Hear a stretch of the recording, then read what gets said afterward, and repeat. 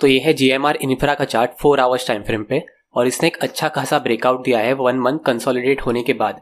अगर हम यहाँ पे देखें तो इसने 1 मंथ कंसोलिडेट किया है एंड आज इसने एक ब्रेकआउट दिया है। तो अभी ये शेयर की प्राइस ऊपर जाने के बहुत ज़्यादा चांसेस है। तो ये वीडियो में हम यही देखेंगे कि ये शेयर को कौन से प्राइस पे बाय करना चाहिए, हमारा टारगेट क्या होगा एंड हमारा स्टॉप लॉस क्या होगा, एंड हमारा टारगेट अचीव होने के बाद भी हमें होल्ड करना चाहिए कि नहीं। So yes, hello everyone, this is Vaibhav and welcome back to Candles to Trade. तो जैसे कि हमने देखा इसने 1 मंथ कंसोलिडेट होने के बाद यहाँ पे एक ब्रेकआउट दिया है। यहाँ पे देखें तो ये 2 अगस्त से 1 सितंबर तक ये कंसोलिडेट हो रहा था, एक कंसोलिडेशन फेज में था एंड आज इसने एक फ्रेश ब्रेकआउट दिया है। तो ये था इसका फर्स्ट रीजन ये शेयर की प्राइस ऊपर जाने के लिए। एंड सेकंड रीजन ये है कि पहले से ये शेयर अप ट्रेंड में है। इसे देखने के लिए हम थोड़ा बिगर टाइम फ्रेम पे आएंगे जो कि है 1 डे टाइम फ्रेम। तो अगर हम देखें तो एक कोविड क्रैश के बाद शेयर की प्राइस अप ट्रेंड में चली गई थी। तो ये है कोविड क्रैश 2020 का। इसके बाद ये शेयर की प्राइस अप ट्रेंड में ही रही है एंड अभी ये शेयर ने 1 मंथ कंसोलिडेट होने के बाद यहाँ पे एक ब्रेकआउट भी दिया है एंड ये अप ट्रेंड में वापस कंटिन्यू हो सकता है ऐसे। तो ये है इसके 2 रीजन जिसके वजह से ये शेयर की प्राइस वापस अप ट्रेंड में कंटिन्यू हो सकती है। अभी हम देखेंगे हमें कौन से प्राइस पे एंट्री करना है, हमारा टारगेट क्या होगा एंड हमें हमारा टारगेट अचीव होने के बाद ये शेयर को होल्ड करना है कि नहीं। इसके लिए हम आएंगे 4 आवर्स टाइम फ्रेम पे। तो आज ये शेयर के प्राइस ने ब्रेकआउट देने के बाद बहुत ही ज़्यादा ऊपर चला गया है, अराउंड 5% का गेन सिंगल डे में दिया है। तो कल ये प्राइस पे हमें बाय करना चाहिए है कि नहीं। तो कल यहाँ पे 2 केसेस आ सकते हैं।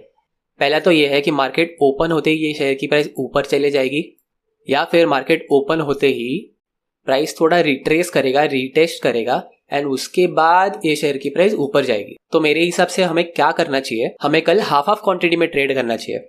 मतलब मार्केट ओपन होते ही यहाँ पे हमें हाफ क्वांटिटी बाय करनी चाहिए। इसके बाद 2 सिचुएशन आएंगे, या तो मार्केट कंटिन्यूस ऊपर चले जाएगा तो हमें वापस हाफ क्वांटिटी ऐड करनी है यहाँ पे, एंड दूसरे सिचुएशन ये है कि मार्केट थोड़ा रिट्रेस करेगा तभी हमें हाफ क्वांटिटी यहाँ पे ऐड करनी चाहिए। इससे ये होगा कि हमारा जो बाइंग का प्राइस होगा वो एवरेज आउट हो जाएगा। तो अभी हम ये देखेंगे कि हमारा टारगेट क्या होगा। तो ये शेयर का इसका फर्स्ट आइडियल टारगेट होगा ये रेजिस्टेंस लेवल जो है 33 का प्राइस। अगर हम परसेंटेज ऑफ रिटर्न देखें तो अभी के प्राइस से जो 33 का प्राइस है वो है अराउंड 8%। एंड ये चार्ट 4 आवर्स टाइम फ्रेम पे व्यू हो रहा है तो ये target achieve around 6 to 7 days में कर देगा। तो अगर हमारा टारगेट अचीव होता है 33 के प्राइस पे तो यहाँ पे 2 सिचुएशन क्रिएट होगी। जैसे कि हमने 1 डे टाइम फ्रेम पे देखा था कि ये शेयर की प्राइस अप ट्रेंड पे है तो ये थोड़ा देर यहाँ पे कंसोलिडेट होकर वापस अप ट्रेंड में कंटिन्यू हो जाएगा और ऊपर चले जाएगा, या फिर ये कंसोलिडेट होने के बाद यहाँ से नीचे आने लगेगा एंड फिर ये नीचे भी जा सकता है या फिर ऊपर भी जा सकता है। तो हमारा टारगेट अचीव होने के बाद ये आपका डिसीजन है कि ये शेयर को अभी होल्ड करना है कि नहीं। तो यहाँ पे मेरा सजेशन तो ये होगा कि यहाँ पे जब 33 की प्राइस ये अचीव करता है, हमारा टारगेट अचीव करता है, तब आप यहाँ पे एग्जिट कर देना। एंड जब ये कंसोलिडेशन फेज ब्रेक करके वापस से शेयर की प्राइस ऊपर ट्रेंड करना स्टार्ट कर देती है तब आप यहाँ पे वापस री एंटर कर सकते हो एंड वापस अप ट्रेंड का प्रॉफिट एंजॉय कर सकते हो।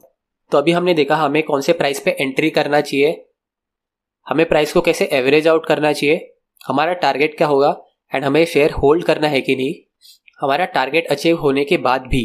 एंड अभी हम देखेंगे कि हमारा स्टॉप लॉस क्या होगा। अगर हमारा ट्रेड रिवर्स होता है तो हम मैक्सिमम लॉस कितना तक बेयर कर सकते हैं। तो आइडियली हमारा स्टॉप लॉस होगा ये 29 का प्राइस पॉइंट। तो अगर ये शेयर की प्राइस 29 के नीचे ट्रेड करना स्टार्ट कर देती है तो हमें ये पोजीशन से एग्जिट करना है।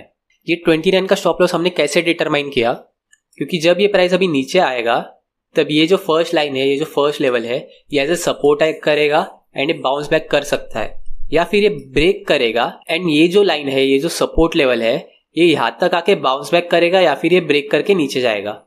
तो ये बाउंस बैक करता है तो it's well and good, but अगर ये ब्रेक करके नीचे आता है तो हमें हमारा पोजीशन एग्जिट कर देना है। तो एक अच्छी बाइंग अपॉर्चुनिटी है, इसे मिस मत करना। So yes, that's it for this video. Thank you so much for watching.